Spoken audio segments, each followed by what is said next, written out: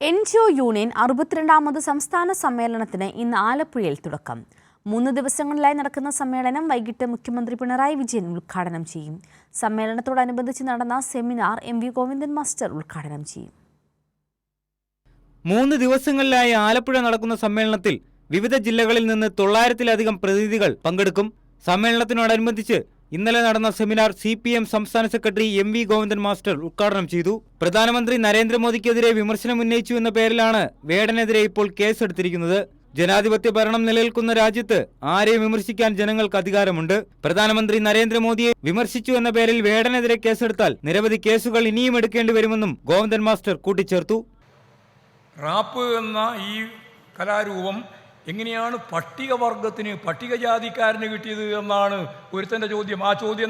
ആ ചോദ്യത്തിൻ്റെ സ്പിരിറ്റ് എന്താ? ചാതുർവർണ്ണിയാണ്.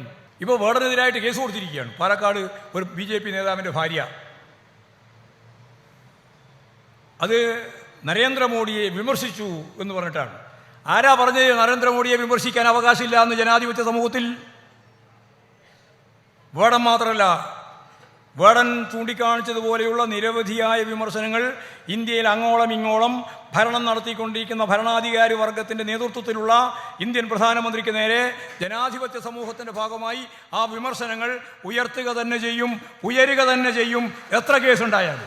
സർക്കാർ വിരുദ്ധതയുടെയും കമ്മ്യൂണിസ്റ്റ് വിരുദ്ധ രേഖയുടെയും മുന്നണി പോരാളികൾ മാധ്യമങ്ങളാണെന്നും ഗോവിന്ദൻ മാസ്റ്റർ പറഞ്ഞു. സംസ്ഥാന സമ്മേളനത്തോടനുബന്ധിച്ച് നിരവധി സെമിനാറുകളും അനുബന്ധ പരിപാടികളും ആലപ്പുഴയിൽ നടന്നു. പാതിരാപ്പള്ളിയിലെ കൺവെൻഷൻ സെന്ററിലാണ് സമ്മേളനം നടക്കുന്നത്. കൈരളി ന്യൂസ്, ആലപ്പുഴ.